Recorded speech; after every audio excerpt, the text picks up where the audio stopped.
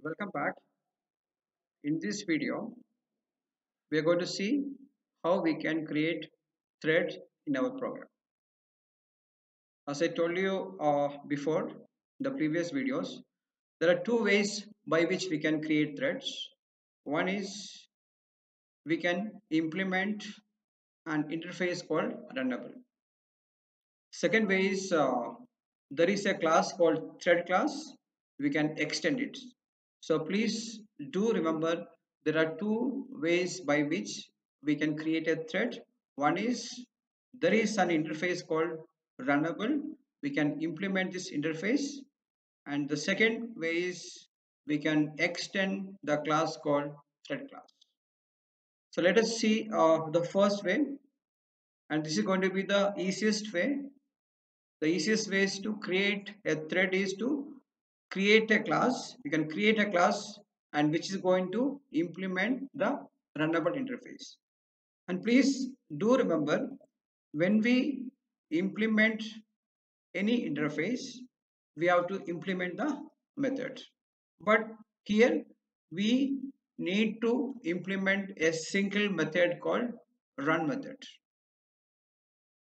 So your class need to implement a single method called run method, and this is going to be the easiest way to create a thread. So let us see how this can be done. We can see the diagram. So let us say this is our interface called runnable, where we have a method called run. Now when I create my class, inside my class I need to implement this interface called runnable, and I need to implement the method called run. So what this run method is going to do it, how to write inside my class. Okay, so let us see what actually this run does and who calls this run method.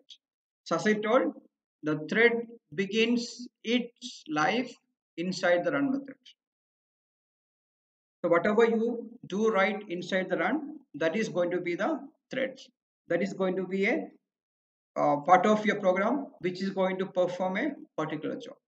Okay, so please do remember, a thread begins its life inside the run method. So which is going to be the entry point for another concurrent thread for execution. And you should also remember that the thread will end its life when the run method returns. When the run returns, once the piece of code completes, the control come across the last line in the run method, the thread gets expired. Okay, so before we see how to create a new thread using this, let us see an important method called start. So a new thread is created. Think that you have created a new thread, but it will not start running until you call a method called start. So please do remember, you might have created a thread, but it will never start running until you call the method called start. So this is declared within the thread class.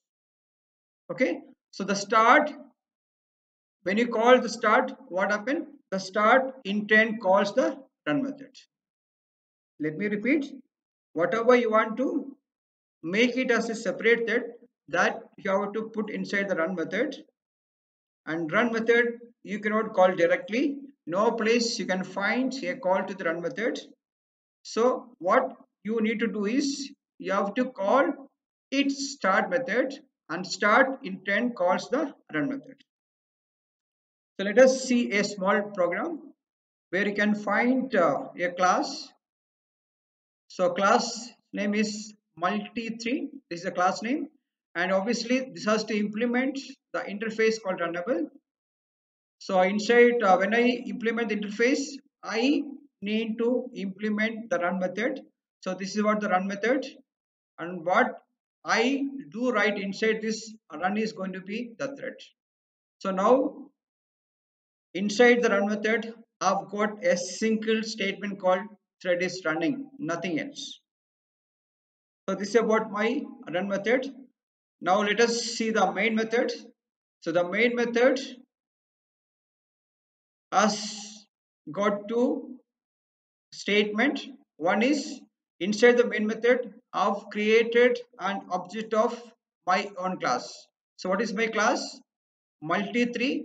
So M1 is the object of the class and this is an empty constructor. So I've created an object of the class.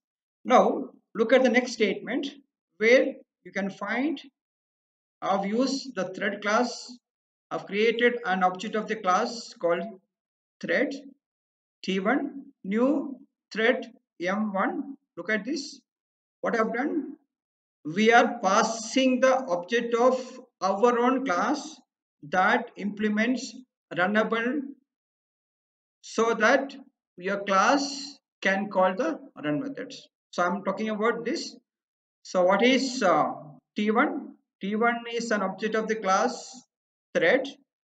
What is M1? M1 is an object of our own class that implements the runnable interface. So what happened? When I do this, our own class run method gets executed. So now I can call T1 dot start. What this start method is going to do? The start method is going to call the run method. So what is inside the run method?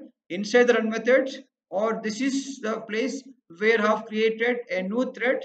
And what this thread is going to do? This thread is going to print a single line called thread is running. So finally, what is going to be the output? So the output is going to be thread is running, nothing else.